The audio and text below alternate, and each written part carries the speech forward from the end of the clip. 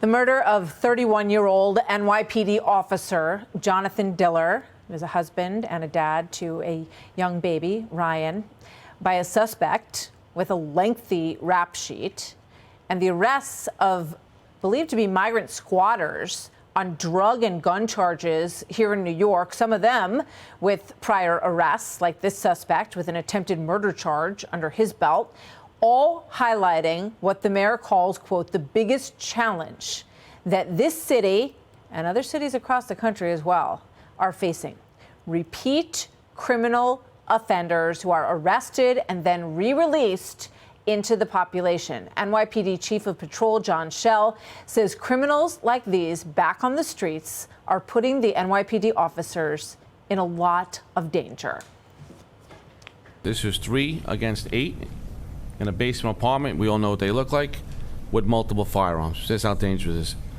Confronting 2 people, quite frankly, that should not have been out in the street. We should not have been there to do this dangerous work.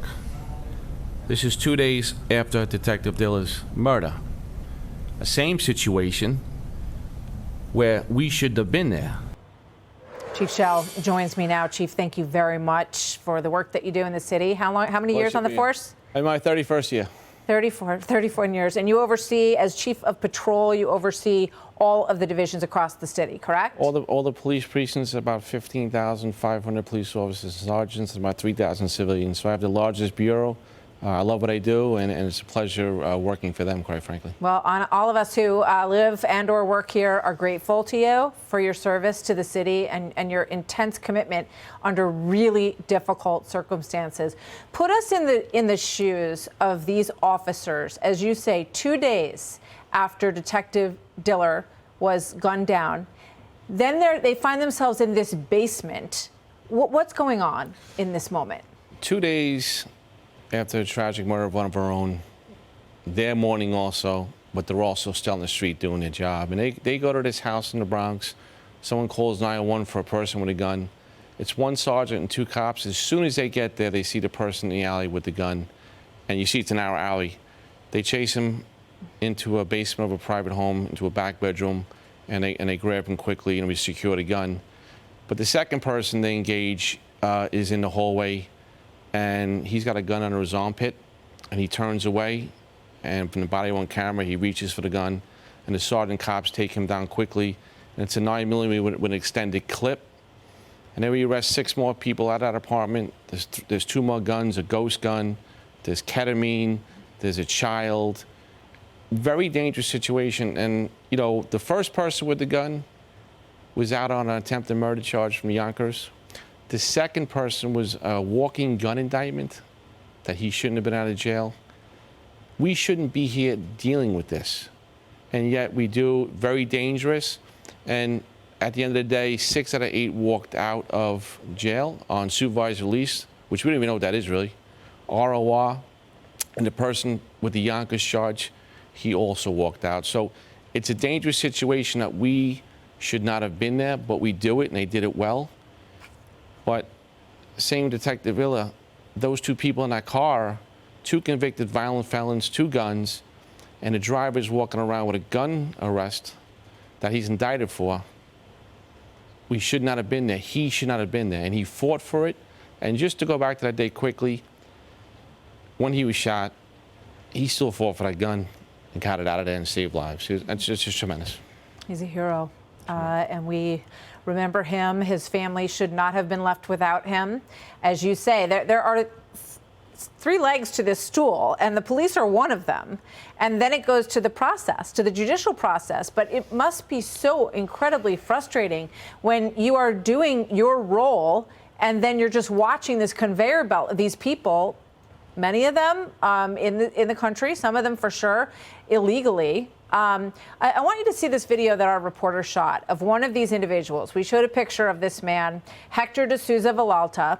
He's the one that you mentioned, who was charged with an attempted murder in Yonkers just last year. Watch this guy out on the street. Watch this exchange. Are you staying? What happened? I don't know. You tell me. What happened? No. What happened? Huh? No, me estoy mudando, paro. Yo me estoy mudando. I'm moving out. I was tricked into living here. He looks like he's in a pretty nice car, well dressed. What goes through your mind when you look at this guy? This gentleman here is not here for the American dream. Most of the migrants that are in New York City are here to work, pursue that dream. Others are not. And what we say as a city is, we're a benevolent city. We'll give you everything we have.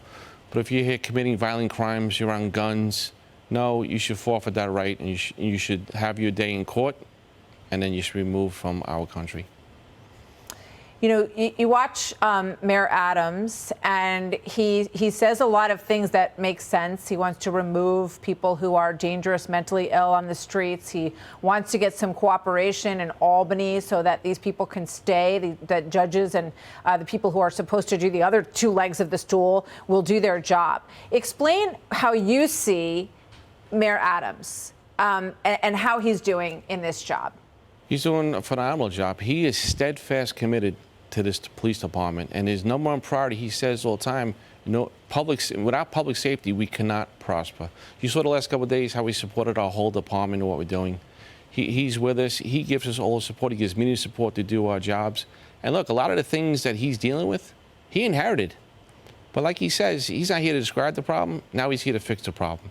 And his team, our team, we're doing everything we can to live through this moment and make this city better and safer.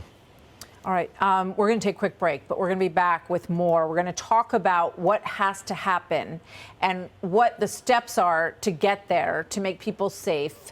And, you know, we hear, and I want to ask you about this when we come back, because the mayor says that the city is safe, safer than it's been in a long time. So we want to get your reaction to that when we come back with more with Chief of Patrol Chief Chell right after this. Hey, Sean Hannity here. Hey, click here to subscribe to Fox News YouTube page and catch our hottest interviews and most compelling analysis. You will not get it anywhere else.